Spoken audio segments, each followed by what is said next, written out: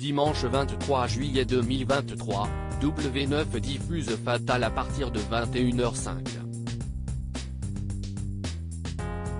Dans le film de Michael Youn, le principal adversaire du protagoniste est interprété par Stéphane Rousseau. Que devient l'humoriste canadien depuis sa participation au long métrage? En 2010 sortait le tout premier film de Michael Youn en tant que réalisateur, Fatal, diffusé dimanche 23 juillet 2023 à 21h05 sur W9.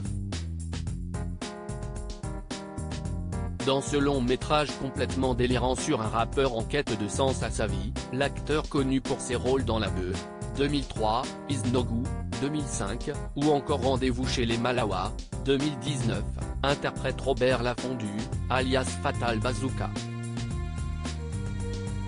Son principal adversaire dans le film, Chris Prowls, un musicien écolo qui fait de l'électro-bio et préfère déféquer dans son jardin pour préserver les nappes phréatiques, est joué par Stéphane Rousseau. Mais depuis la sortie du film il y a 13 ans, que devient l'humoriste canadien? Comment s'est passé le tournage de Fatal pour Stéphane Rousseau et Michael Youn? Dans une interview donnée à Télé Loisirs lors de la sortie du film, Stéphane Rousseau décrivait son personnage comme un peu plus conscientisé, très politiquement correct. Même si son but premier c'est de vendre des albums, il est végétarien, ne mange absolument rien, et roule à vélo. Même si les journées de tournage en pantalon slim ont parfois été un brin étouffantes, il est ravi d'avoir pu partager cette expérience avec Michael Youn. Le réalisateur a déclaré au sujet de sa recrue dans le dossier de presse du film qu'il dégageait un côté Jean-Claude Van Damme universel, du genre je m'adresse à la Terre en totalité, qui, lui, a beaucoup plu. Dans le scénario, le rôle était un peu plus branché, à la Julien Doré, mais Stéphane lui a donné une dimension plus populaire à laquelle j'ai tout de suite adhéré. Il a tellement de présence à l'écran, il est tellement graphique, que la question de savoir si c'était lui, ou pas, ne peut pas se poser. Après le succès du film, l'humoriste canadien est apparu à nouveau au cinéma dans 2 films de son ex-compagne Rem Kérissi, Paris à tout prix, 2013, et Jour J, 2017. Stéphane Rousseau, d'enfant né dans une famille touchée par le cancer à humoriste acclamé depuis 10 ans, Stéphane Rousseau, qui a accueilli un petit garçon en 2008, travaille essentiellement au Canada, dont il est originaire. Après quelques tournages au cinéma, il a travaillé en 2022 sur la série Medical Star. Sur Instagram, le 17 mars 2023, il écrit « Dernière journée de tournage sur Star. Quelle année palpitante grâce à ce projet extraordinaire.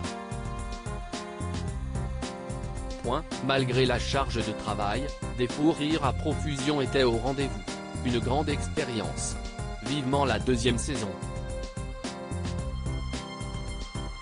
En attendant celle-ci, l'acteur peut se consacrer à ses 2 autres passions, le dessin et l'écriture.